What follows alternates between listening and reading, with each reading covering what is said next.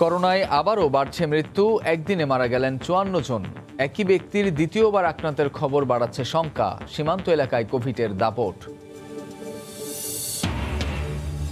দেশে কখনো পরাজিত শক্তির উত্থান ঘটতে দেয়া হবে না বললেন প্রধানমন্ত্রী। করোনার কারণে বঙ্গবন্ধুর জন্মশতবার্ষিকী উদযাপন করতে না পারায় আক্ষেপ। স্বাস্থ্যের দুর্নীতিবাজ অফিস সহকারী আফজাল আত্মগোপন থেকে কারাগারে। জাতীয় পরিচয়পত্র নিয়েও সাবরিনার জালিয়াতি, রিজেন্টের শাহেদ ৬ দিনের রিমান্ডে। সিনহা হত্যা মামলায় এপিবিএন সদস্যের স্বীকারোক্তিমূলক জবানবন্দি। চাঁদাবাজির অভিযোগে প্রদীপ ও লিয়াকতের বিরুদ্ধে আরও ২টি মামলা।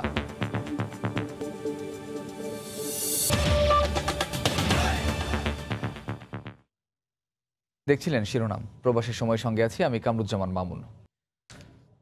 কোভিড-১৯ আক্রান্ত হয়ে দেশে বুধবার আরও ৫৪ জন মারা গেছেন। সবশেষ ২৪ ঘন্টায় নতুন শনাক্ত হয়েছেন ২৫০০-এর বেশি। এ নিয়ে দেশে মোট আক্রান্তের সংখ্যা ছাড়ালো ৩ লাখ। সীমান্ত এলাকায় সংক্রমণের হার বাড়ছে বলেও জানিয়েছে স্বাস্থ্য অধিদপ্তর। এছাড়া দেশের বিভিন্ন এলাকায় কেউ কেউ দ্বিতীয়বার আক্রান্ত হওয়ার কারণে সবাইকে কঠোরভাবে স্বাস্থ্যবিধি মানার আহ্বান জানান স্বাস্থ্য অধিদপ্তরের মহাপরিচালক।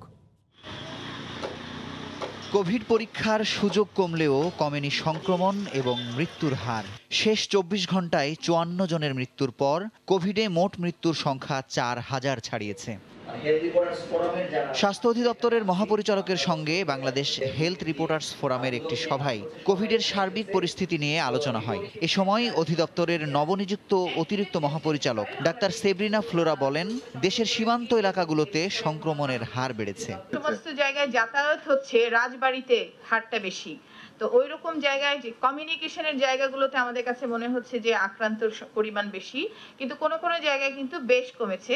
আমরা কমিউনিটি লেভেলের যে ডাটাগুলো পাচ্ছি তাতেও তুলনামূলকভাবে সংক্রমণ কমের দিকে, কিন্তু এটা আমরা ওভারঅল বাংলাদেশ বলছি না। কিন্তু এদিকে ব্যক্তিগত অভিজ্ঞতার আলোকে স্বাস্থ্য অধিদপ্তরের মহাপরিচালক ডাক্তার আবুল বাশার মোহাম্মদ খুরশিদ জানান, দেশের বিভিন্ন এলাকায় কোভিড থেকে সুস্থ হওয়াদের দ্বিতীয়বার আক্রান্তের খবর পাওয়া যাচ্ছে। একটা রোগী যখন খারাপ হতে থাকে, কন্টিনিউয়াস মনিটরিং এর জন্য দরকার হসপিটাল। কোমরবিডিটি আছে, এরকম পেশেন্টরা বাড়িতে চিকিৎসা নেবে না, তারা they must come to the hospital. এছাড়াও ভ্যাকসিন দ্রুত দেশে আনার বিষয়ে সর্বাত্মক প্রস্তুতির কথা তুলে ধরা হয় সভায়। পর্যায়ক্রমে ৩,৪০,০০,০০০ মানুষের জন্য ভ্যাকসিন আনা হবে, যা ফ্রন্টলাইন ফাইটার ও বিভিন্ন রোগে আক্রান্তদের দেয়া হবে বলেও জানানো হয়। মুজাহিদ শুভ, সময় সংবাদ, ঢাকা। এদিকে বিশেষজ্ঞরা বলছেন, করোনা সংক্রমণ নিয়ে স্বাস্থ্য অধিদপ্তরের বক্তব্যই প্রমাণ করে তাদের বোধোদয় হয়েছে। আক্রান্তের সংখ্যা কিংবা গোটা পরিস্থিতি নিয়ে লুকোচুরি না করে অবস্থা বুঝে ব্যবস্থা নেয়ার তাগিদ তাদের। দেশে করোনায় আক্রান্তের সংখ্যা যখন গত ১ মাস থেকেই ২.৫ থেকে ৩ কিংবা ৩,৫০০-এ ঘুরপাক খাচ্ছে, মৃতের সংখ্যাও দিনে যখন ৩০ কিংবা ৪০, তখনও বারবার বলা হচ্ছিল উন্নতির দিকে দেশের করোনা পরিস্থিতি। মৃত্যু অনেকাংশে কমেছে, সংক্রমণও কমছে, সুস্থতার হারও বাড়ছে। অবশেষে পরিসংখ্যানের সঙ্গে মেলানো গেল স্বাস্থ্য বিভাগের বক্তব্য। যেখানে ভিতরে ঢুকছে বা বেরোচ্ছে সেই সমস্ত জায়গাতে বেড়েছে। সমস্ত জায়গায় যাতায়াত হচ্ছে, রাজবাড়িতে হারটা বেশি। হাসপাতালগুলো থেকে বলা হচ্ছে ভেতরের পরিস্থিতি ঈদের আগে একটু বদলালেও আবারও ফিরেছে আগের রূপে। করোনা সংক্রমণের শুরু থেকেই কিন্তু আমাদের অনেক বেশি রোগী ভর্তি হচ্ছিল, কিন্তু গত মাসে এসে দেখলাম যে রোগীর ভর্তির সংখ্যাটা একটু কমেছে। আবার এই মাসে মাঝামাঝি সময় থেকে রোগীর ভর্তির সংখ্যা কিন্তু বেড়ে গেছে।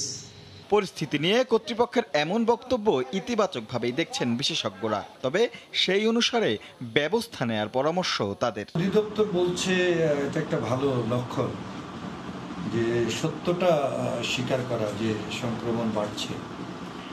আসলে সংক্রমণ বাড়ছে না বলে যথার্থ কথা হতে পারে যে সংক্রমণ বেড়েই চলেছে। আমাদের যে অসংখ্য উপসর্গহীন লোক, এই লোকগুলোকে খুঁজে বের করার, তালিকাভুক্ত করার যে ব্যবস্থাটা, সেটাও নেই।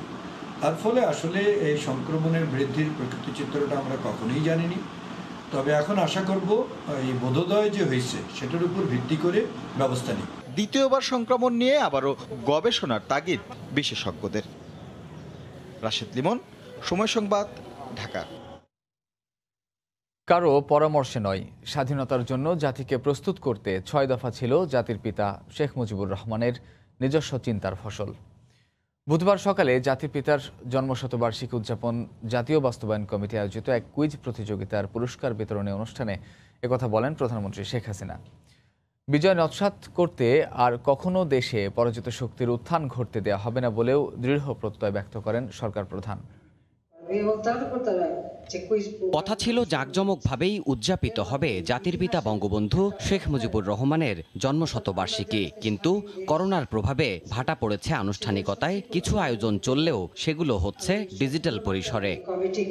জাতির পিতা বঙ্গবন্ধু শেখ মুজিবুর রহমানের জন্মশতবার্ষিকী উদযাপন জাতীয় বাস্তবায়ন কমিটির আয়োজনে ঐতিহাসিক ৬ দফা দিবস উপলক্ষে অনুষ্ঠিত অনলাইন কুইজ প্রতিযোগিতার পুরস্কার বিতরণী অনুষ্ঠানটিও ভার্চুয়াল মাধ্যমেই সম্পন্ন হলো। দেশের বিভিন্ন অঞ্চলের বিজয়ী ১০০ শিক্ষার্থীর হাতে এই পুরস্কার তুলে দেয়া হয়। গণভবন থেকে ভিডিও কনফারেন্সে প্রধানমন্ত্রীর উপস্থিতিতে বিজয়ী ৩ জনকে পুরস্কার তুলে দেন কমিটির সভাপতি। প্রধানমন্ত্রী বলেন, দল ও নানা পক্ষের ভিন্ন মত থাকলেও ৬ দফার প্রতিটি দাবি জাতির পিতা নিজস্ব প্রচেষ্টায় প্রণয়ন করেছিলেন। পাকিস্তান শাসকদের যেটা দায়িত্ব আছে সে দায়িত্বটা তারা কোনোদিন পালন করেনি বা আমরা সম্পূর্ণ অরক্ষিত ছিলাম। ৬ দফা প্রণয়নটা এটা অনেকে অনেকভাবে বলতে চায়, কেউ এর পরামর্শ ওর পরামর্শ, কিন্তু আমি নিজে জানি যেটা সম্পূর্ণ তার নিজের চিন্তার ফসল। কারণ এটা সম্পূর্ণ তার নিজের চিন্তার থেকে এই ৬ দফাটা কিন্তু তৈরি করা। মেধা ও যোগ্যতায় সক্ষম হওয়া সত্ত্বেও পশ্চিম পাকিস্তানিদের নিষ্পেষণে বৈষম্যের পাহাড় ডিঙিয়ে স্বাধীনতা অর্জনের পথ তৈরি করেছিলেন জাতির পিতা, বলেন শেখ হাসিনা। ইতিহাস থেকে শিক্ষা নিয়ে জাতির পিতার পদক অনুসরণ করেই আমাদের এগিয়ে যেতে হবে এবং আমাদের এই বিজয়কে সমুন্নত রাখতে হবে। ৭৫-১৫ আগস্টে পরাজিত শক্তির উত্থান ঘটেছিল, তারা আমাদের বিজয়কে নস্যাৎ করতে চেয়েছিল। যাক, আমি মনে করি আর সেই সুযোগ নেই। করোনার প্রেক্ষাপটে জন্মশতবার্ষিকীর আনুষ্ঠানিকতাগুলোতে সরাসরি উপস্থিত হতে না পারার আক্ষেপও তুলে ধরেন বঙ্গবন্ধু কন্যা। যেহেতু উপস্থিত থাকতে পারতাম তবে আরো খুশি হতে পারতাম। দেবাশিস রায়, সময় সংবাদ, ঢাকা। অবৈধ সম্পদ অর্জন ও প্রায় ৩০০ কোটি টাকা পাচারের মামলায় স্বাস্থ্য অধিদপ্তরের সাবেক অফিস সহকারী আফজালকে কারাগারে পাঠিয়েছেন আদালত। দীর্ঘদিন পলাতক থাকার পর বুধবার আত্মসমর্পণ করে জামিন চাইলে আদালত আবেদন খারিজ করে কারাগারে পাঠান। এই মামলায় এখনও পলাতক আফজালের স্ত্রী রুবিনা খানম। দুদকের তথ্য বলছে, স্বাস্থ্য অধিদপ্তরের অফিস সহকারী আফজাল দম্পতি হাজার কোটি টাকার মালিক। বেতন ৩০,০০০ হলেও চড়তেন হ্যারিয়ার ব্র্যান্ডের গাড়িতে। দেশে তার ও স্ত্রীর নামে রয়েছে ২৪টি ফ্ল্যাট ও প্লট। দেশের বাইরেও গড়েছেন বিপুল সম্পদ। মামলা হওয়ার পর গা ঢাকা দেন এই দম্পতি। গুঞ্জন ছিল বিদেশে পালিয়ে যাওয়ার। বুধবার হঠাৎই আদালতে হাজির আফজাল। ২ মামলা থেকে জামিন চেয়ে আবেদন করেন আদালতে। শুনানি শেষে জামিন আবেদন খারিজ করে কারাগারে পাঠানোর আদেশ দেয়া হয়। এরপর ২ মামলায় আফজালের ২০ দিন রিমান্ড চেয়ে আবেদন করে দুদক। ২রা সেপ্টেম্বর এই আবেদনের শুনানি হবে। বেশ কিছু সম্পদ জব্দ করা হয়েছে, বাড়ি ইত্যাদি, এগুলো দুদকের হেফাজতে আছে। জনাব আফজাল বিশেষ জজ আদালতে আত্মসমর্পণ করেছেন। আদালত তাকে জামিন নামঞ্জুর করে জেল হাজতে গ্রহণ করেছে। আফজাল কারাগারে গেলেও পলাতক রয়েছেন স্ত্রী রুবিনা খানম। অভিযোগ আছে, স্ত্রীর নামেই অধিকাংশ সম্পত্তি করেছেন তিনি। তাকেও গ্রেফতারের প্রচেষ্টা চলছে বলে জানিয়েছে দুদক সচিব।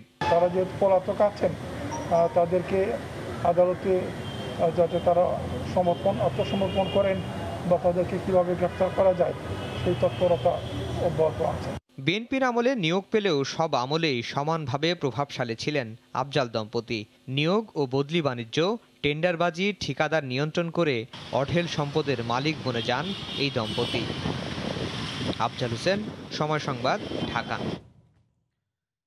জাতীয় পরিচয়পত্র নিয়েও জালিয়াতি করেছেন জেকেজি কাণ্ডে কারাবন্দী ডাক্তার সাবরিনা। ভিন্ন তথ্য দিয়ে তৈরি করে নিয়েছিলেন 2টি এনআইডি। দুদক চিঠি দেওয়ার পর বিষয়টি খতিয়ে দেখছে নির্বাচন কমিশন। দায়ীদের খুঁজে বের করে ব্যবস্থা নেওয়া হবে বলে জানিয়েছেন নির্বাচন কমিশন সচিব। নমুনা ফেলে দিয়ে কোভিড রিপোর্ট তৈরির দায়ে কারাগারে জেকেজি হেলথ কেয়ারের চেয়ারম্যান ডাক্তার সাবরিনা আরিফ চৌধুরী। শুরু হয়েছে বিচারিক প্রক্রিয়াও। এবার মিলল ভিন্ন এক প্রতারণার তথ্য। তথ্য জালিয়াতি করে 2 বার ভোটার হয়ে 2টি জাতীয় পরিচয়পত্র তৈরি করিয়ে নেন ডাক্তার সাবরিনা। 2টি এনআইডি কার্ডের তথ্য একেবারেই ভিন্ন। একটিতে মায়ের নামের জায়গায় লেখা রয়েছে কিশোর জেসমিন, অন্যটিতে জেসমিন হোসাইন। একটি কার্ডে তার স্বামীর নাম RH হক, অন্যটিতে আরিফুল চৌধুরী। একটিতে তার জন্মসাল 1978 সাল, 5 বছর কমিয়ে অন্যটিতে দেওয়া হয়েছে 1983 সাল। একটি কার্ডে পেশা ডাক্তার, অন্যটিতে সরকারি চাকুরি। একটি আইডি কার্ডে তার স্থায়ী ও বর্তমান ঠিকানা মোহাম্মদপুর পিসিকালচার হাউজিং সোসাইটি, অন্যটিতে রয়েছে বাড্ডার প্রগতি সরণি। নির্বাচন কমিশনের তথ্য ভান্ডার বলছে সাবরিনা প্রথম আইডি কার্ডটি করেছেন 2016 সালের হালনাগাদে, আর দ্বিতীয় আইডি কার্ডটি রয়েছে নতুন ভোটার তালিকায়। তবে দুটিতেই স্বাক্ষর একই। সাবরিনার একাধিক আইডি কার্ডের নাম্বার দিয়ে নির্বাচন কমিশনকে চিঠি দেয় দুর্নীতি দমন কমিশন। আমাদের অনুসন্ধান কর্মকর্তা তার 2টি জাতীয় পরিচয়পত্রের সন্ধান পেয়েছেন। স্বাভাবিকভাবে কেউ দ্বিতীয়বার কার্ড করতে আসলে আঙ্গুলের ছাপে ধরা পড়ে যাওয়ার কথা। উল্টো করে আঙ্গুলের ছাপ দিয়ে সাবরিনা প্রতারণার আশ্রয় নিয়েছেন বলে ধারণা ইসি কর্মকর্তাদের। এক্ষেত্রে নির্বাচন কমিশনের কোনো কর্মকর্তার যোগসাজশ রয়েছে কিনা তাও খতিয়ে দেখা হবে। আমাদের কাছে অভিযোগ এসেছে সাবরিনার 2টা আইডি কার্ড সচল আছে। কিভাবে এই 2টা আইডি কার্ড সচল থাকলো তার ব্যাখ্যা এবং এর সাথে সংশ্লিষ্ট দায়ী কারা তাদেরকে চিহ্নিত করে জানানোর জন্য। ভোটার তালিকা আইন 2009 বলছে তথ্য গোপন করে কেউ ভোটার হলে 6 মাসের জেল এবং 2000 টাকা জরিমানার বিধান রয়েছে। বেলায়েত হোসাইন, সময় সংবাদ, ঢাকা। অবসরপ্রাপ্ত মেজর সিনহা হত্যা মামলার আসামি আর্মড পুলিশ ব্যাটালিয়ন APBN এর সদস্য আব্দুল্লাহ স্বীকারোক্তিমূলক জবানবন্দি দিয়েছেন। বুধবার সন্ধ্যায় কক্সবাজারের সিনিয়র জুডিশিয়াল ম্যাজিস্ট্রেট তামান্না ফারহার আদালতে জবানবন্দি রেকর্ড করা হয়। 5 ঘন্টা জবানবন্দি শেষে র্যাব আবারও আব্দুল্লাহকে তাদের হেফাজতে নিয়ে যায়। সিনহা হত্যা মামলায় র্যাবের হেফাজতে থাকা APBN এর 3 সদস্যের মধ্যে আব্দুল্লাহ 4 দিনের মাথায় এই জবানবন্দি দিলেন। গত 18 আগস্ট APBN এর 3 সদস্য ASI শাহজাহান, কনস্টেবল রাজীব ও আব্দুল্লাহকে গ্রেফতার দেখানো হয়। ঘটনার দিন এই 3 জনই APBN এর চেকপোস্টে দায়িত্ব পালন করছেন।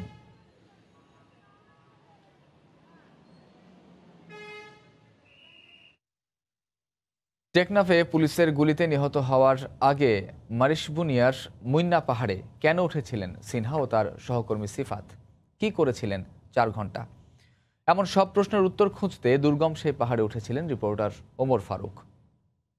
31শে জুলাই বিকেল 4টার সময় অবসরপ্রাপ্ত মেজর সিনহা এবং তার সহকর্মী মেরিন ড্রাইভের এই জায়গাটিতে তার গাড়ি রাখেন এবং এরপর যেই পথটি দেখা যাচ্ছে এই পথটি ধরে তিনি বড়ডেল, মাথাভাঙ্গা সাইক্লোন সেন্টারের পাশ দিয়ে যে রাস্তাটি উঠে গেছে সেই রাস্তাটি দিয়ে মুন্না পাহাড়ে উঠে যান। তিনি যেখান দিয়ে উঠেছিলেন সেখান দিয়ে উঠবো এবং যেখান দিয়ে তিনি নেমেছিলেন সেখান দিয়ে আমরা নেমে আসব। এবং তারা যে বলছেন যে তারা এখানে দৃশ্য ধারণ করতে এসেছিলেন তথ্যচিত্রের জন্য, সেখান থেকে আসলে কি ধরনের দৃশ্য দেখা যেতে পারে সেটিও আমরা দেখব। বড়ডেল সাইক্লোন সেন্টারের পাশ থেকে উঠে অবসরপ্রাপ্ত মেজর সিনহা এবং তার সহকর্মী সিফাত এই রাস্তা ধরে মুন্না পাহাড়ে উঠে যান। মুন্না পাহাড়ে ওঠার যেই রাস্তা আসলে খুবই দুর্গম। কেউ যদি আগে না এসে থাকেন তাহলে তার কিন্তু এই রাস্তাটি চেনার কথা নয়, অথবা তার যদি পরিচিত কেউ এখানে না থেকে থাকেন তাহলেও কিন্তু চেনার কথা নয় যে এখান দিয়ে এই রাস্তাটিতে ওঠা যায়। এখন প্রশ্ন হচ্ছে সিফাত এবং সিনহা তারা কি প্রায়ই এখানে আসতেন, অথবা কেউ কি তাদেরকে এখানে নিয়ে এসেছিল? এই শিশুর নাম হচ্ছে শহীদুল। সে হচ্ছে এই বড়ডেল মাথাভাঙ্গা ওঠার রাস্তার পাশেই যে মসজিদটি আছে সেখানে তুমি হাফেজি পড়ো। তো ও এই পর্যন্ত সিনহা রাশেদ এবং তার সহকর্মী সিফাতকে নিয়ে এসেছিলেন। অনেকেই প্রশ্ন করেন বিকেল 4টায় উঠে এত সময় সিনহা এবং তার চিত্রগ্রাহক আসলে কি করছিলেন। এই মনোরম দৃশ্য দেখেই আসলে বোঝা যায় যে এখানে ভ্রমণ চিত্র ধারণ করার জন্য ওই সময়টা আসলে যথেষ্ট নয়। আপনি যতক্ষণ থাকবেন ততক্ষণই মনে হবে যে আরও বেশি থাকি, আরও বেশি ছবি তুলি। আমরা এই মুহূর্তে আছি পাহাড়ের অর্থাৎ চূড়ায় যাওয়ার মাঝামাঝি পথে। এখান থেকে যেই মসজিদ থেকে বলা হচ্ছে পাহাড়ে ডাকাত দেখা যাচ্ছে, মাইকিং করা হয়েছিল, সেই মসজিদটিও দেখা যায়। অর্থাৎ এই মসজিদের পাশ দিয়েই অবসরপ্রাপ্ত মেজর সিনহা পাহাড় থেকে নেমে গিয়েছিলেন এবং একই জায়গা থেকে যেই রাস্তা দিয়ে তিনি উঠেছিলেন সেটিও আসলে দেখা যায়। ওঠা এবং নামার যে জায়গা সেটির দূরত্ব আসলে খুব বেশি নয়। আর এই মাঝ পথ থেকেই এই সমুদ্র সৈকতের যে দৃশ্য দেখা যাচ্ছে সেটা কেমন, সেটা আসলে আমরা যে ভিডিও করছি তাতে আসলে পুরোটা ধরা যাচ্ছে না। এখানে না আসলে বোঝাই যাবে না যে এর সৌন্দর্য কেমন আর অবসরপ্রাপ্ত মেজর সিনহা এবং তার সহকর্মী কেন এখানে উঠেছিলেন।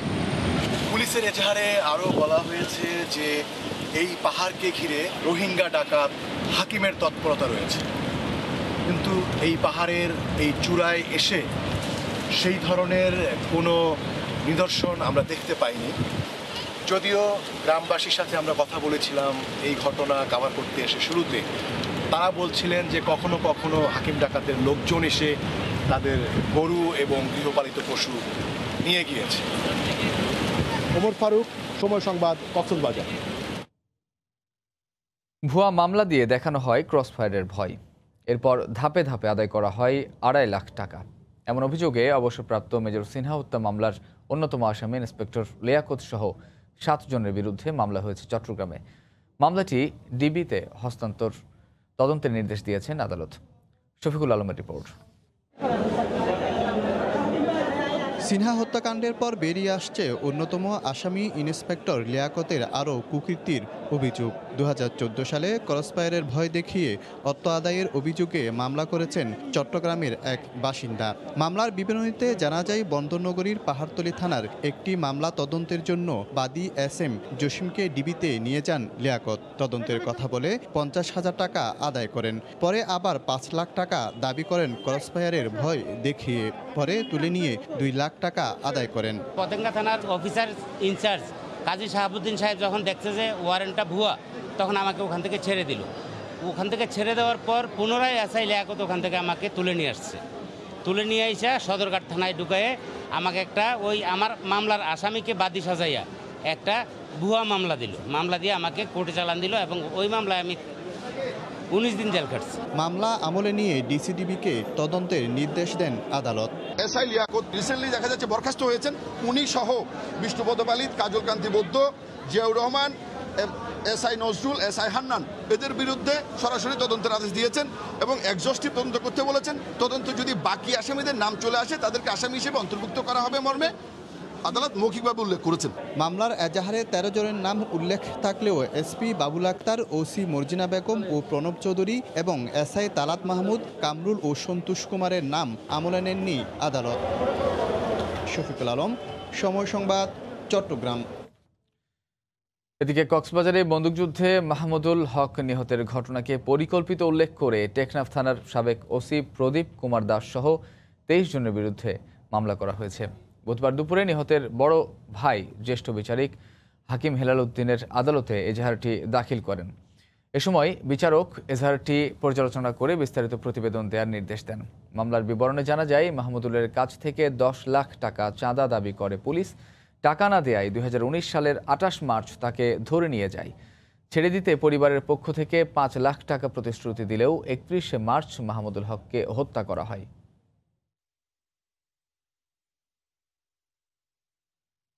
খেলোয়াড়, শিক্ষার্থী এবং পর্যটক ভিসায় এসে বিদেশিরা সামাজিক যোগাযোগ মাধ্যমে খুলে বসছে অভিনব প্রতারণার ফাঁদ। বিদেশি পার্সেলের কথা বলে হাতিয়ে নিচ্ছে কোটি কোটি টাকা। এমন এক চক্রের 4 সদস্যকে রাজধানীর বিভিন্ন স্থান থেকে গ্রেফতার করেছে CID। গণমাধ্যমের উপস্থিতি টের পেয়ে এভাবেই গোলযোগ শুরু করেন CIDর হাতে গ্রেফতার 4 নাইজেরীয়। নিজেদের বারবার খেলোয়াড় এবং বৈধ কাগজপত্রধারী বলে দাবি করছিল তারা। CID বলছে, খেলোয়াড় এবং শিক্ষার্থীর ভিসায় বাংলাদেশে এসে স্থানীয়দের সহায়তায় এটা গড়ে তোলে প্রতারণার চক্র। সামাজিক যোগাযোগ মাধ্যমে বিদেশি উপহারের লোভ দেখিয়ে হাতিয়ে নেয় কয়েক কোটি টাকা। কয়েকজন নারী সহযোগীও ছিল তাদের। এরা যে কাজটা করে, একটা ফেসবুক ওপেন করে, ফেক ফেসবুক, এবং সেখানে সুন্দরী কোনো মহিলার একটা ছবি দেয়। জেনিফার একটা গিফট পাঠায় বাংলাদেশে। বাংলাদেশ এয়ারপোর্ট থেকে এরা যেহেতু বিদেশি ভয়েসে কথা বলে, যে জানায় যে আপনার একটা গিফট এসেছে, এভাবেই ওরা আর কি গল্পটা সাজায় যে কাস্টমস ক্লিয়ারেন্সে টাকা লাগবে।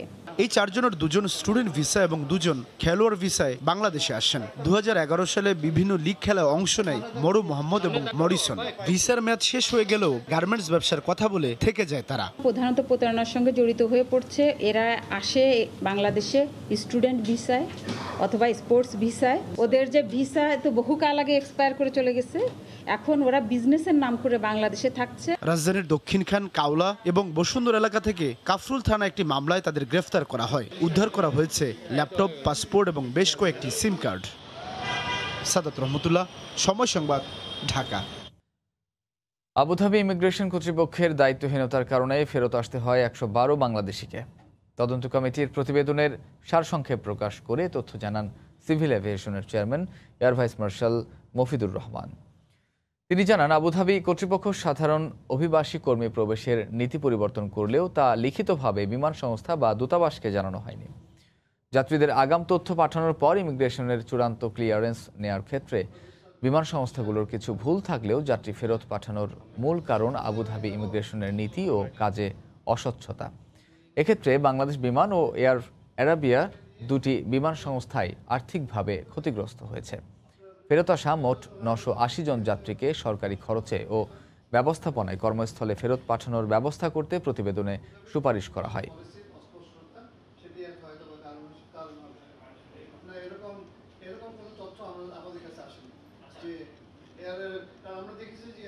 তদন্ত কমিটি বিমান সংস্থার কোন ভুল ওই রকম ভুল পায়নি। আবুধাবির যে সিস্টেম, ইমিগ্রেশন সিস্টেম, তাদের অস্বচ্ছতা এবং তাদের যে নিয়ম পরিবর্তনের যে প্রক্রিয়াটা ছিল, এটা তখনও কমপ্লিট হয় নাই বলেই এই তদন্ত কমিটিতে বেরিয়ে আসছে। 868 জন যাত্রী তারা কিন্তু বিমানবন্দর থেকে এসে ফেরত যেতে হয়েছে, কারণ তাদের সিস্টেমের কারণে।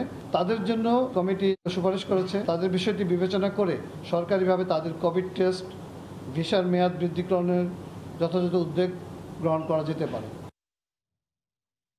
2000 কোটি টাকা পাচারের মামলায় গ্রেফতার ফরিদপুর জেলা ছাত্রলীগের বহিষ্কৃত সভাপতি নিশান মাহমুদ শামীম আদালতে স্বীকারোক্তিমূলক জবানবন্দি দিয়েছেন। ঢাকা মেট্রোপলিটন ম্যাজিস্ট্রেট দেবদাস চন্দ্র অধিকারী তার জবানবন্দি নেন। পরে তাকে কারাগারে পাঠানো হয়। 3 দিনের রিমান্ড শেষে বুধবার শামীমকে আদালতে হাজির করেন মামলার তদন্ত কর্মকর্তা। এ সময় আসামি স্বেচ্ছায় স্বীকারোক্তিমূলক জবানবন্দি দিতে সম্মতি জানান।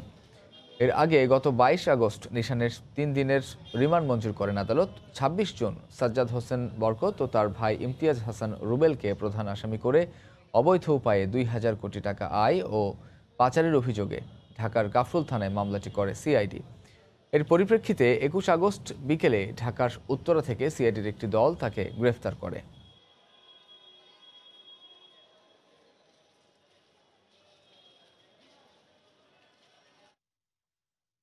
রংপুর সিটি কর্পোরেশনের 49 কোটি টাকার স্ট্রিট লাইটিং প্রকল্পের সব কাজ পেয়েছেন মেয়রের পছন্দের ঠিকাদারি প্রতিষ্ঠান। কাজটি পাইয়ে দিতে গোপনীয় অফিসিয়াল স্টেটমেন্ট সরবরাহই শুধু নয়, মেয়রের বিরুদ্ধে টেন্ডারের স্পেসিফিকেশন পাল্টে দেওয়ারও অভিযোগ করেছেন প্রকল্প পরিচালক।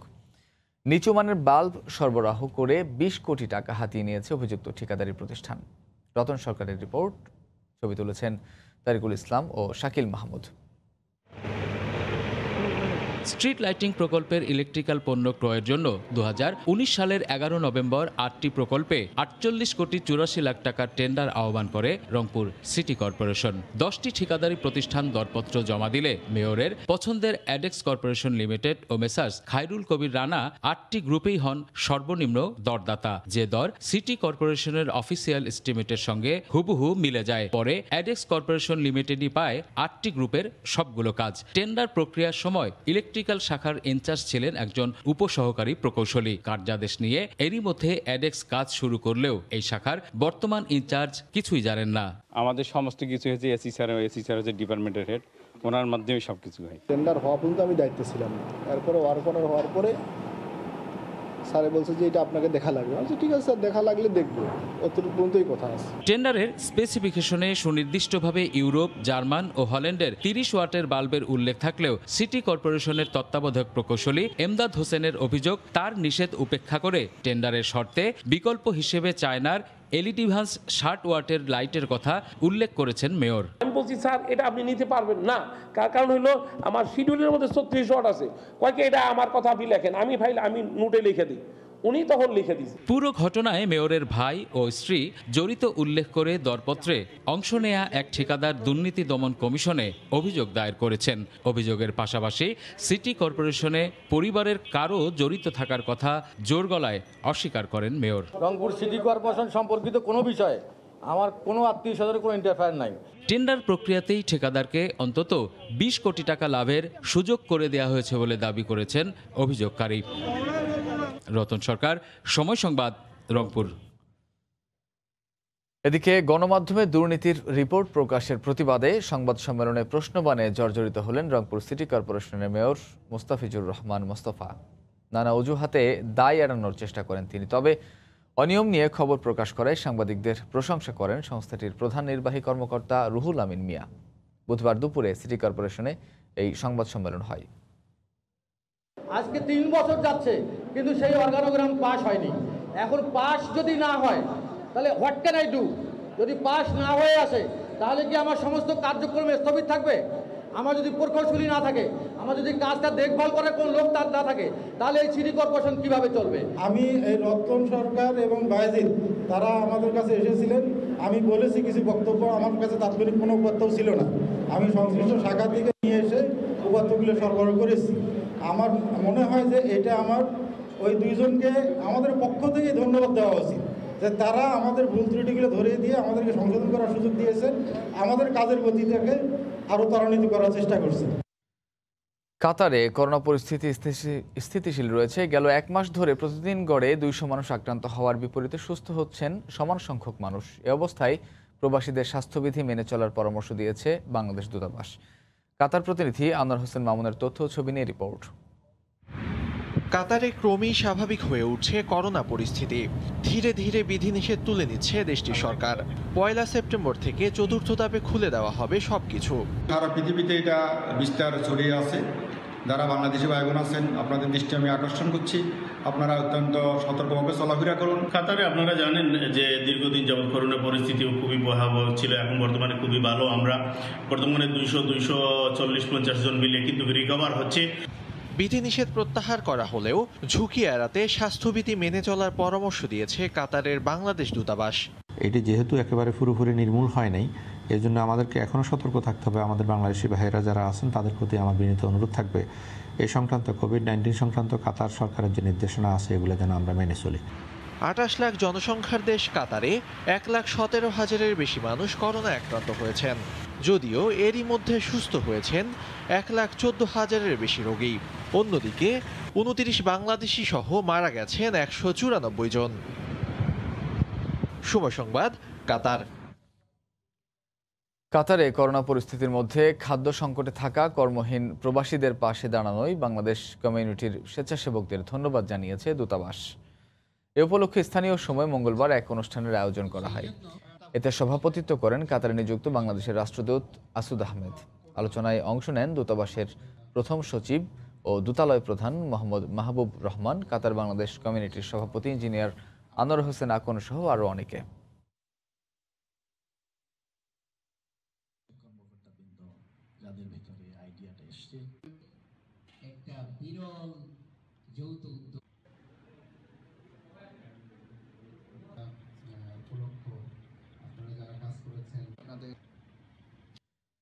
এ পর্যায়ে শীর্ষ সংবাদ জানিয়ে দিচ্ছে আরেকবার। করোনায় আবারও বাড়ছে মৃত্যু, একদিনে মারা গেলেন 54 জন। একই ব্যক্তির দ্বিতীয়বার আক্রান্তের খবর বাড়াচ্ছে শঙ্কা, সীমান্ত এলাকায় কোভিডের দাপট। দেশে কখনো পরাজিত শক্তির উত্থান ঘটতে দেয়া হবে না বললেন প্রধানমন্ত্রী। করোনার কারণে বঙ্গবন্ধুর জন্মশতবার্ষিকী উদযাপন করতে না পারায় আক্ষেপ। এ ছিল প্রবাসী সময়ে, সঙ্গে থাকুন সময়।